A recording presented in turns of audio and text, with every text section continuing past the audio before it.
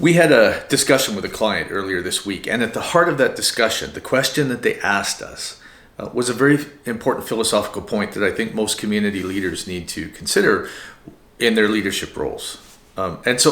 We were talking about downtown redesign and Main Street redesign and how to invest and what to do. And specifically, they were asking about storefront businesses and how to get them to buy into a program that causes them to invest in their storefront for beautification and to capture a theme in the community. Great idea.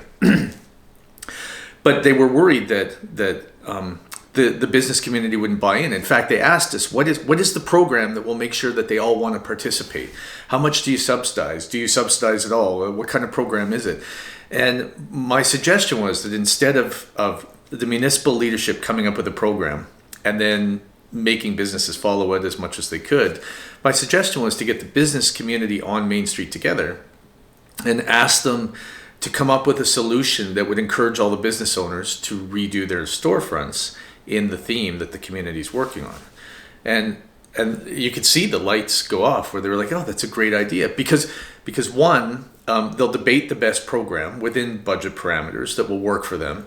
And they'll also have internal debates about whether they should do it or whether they shouldn't do it, what it means to the business community, how it will help the community grow. And some businesses, I'm sure, would say, well, I don't want to participate, that's not good enough. And the other ones will put a bit of pressure on them. But collectively, they'll come up with a solution that has a majority buy-in, and then they can give it to the community leaders, the council, who can then implement it. But then if there are complaints about the program and the way it was set up, it's the business community that set up their own program.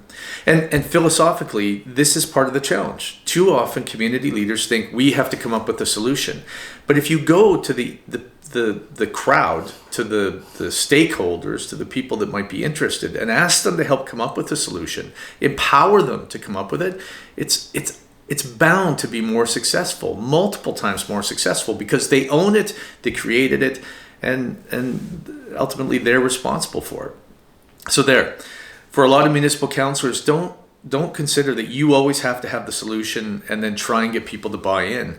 Give people the opportunity not just to express their opinions, but to create programs, to create solutions, and they'll own it.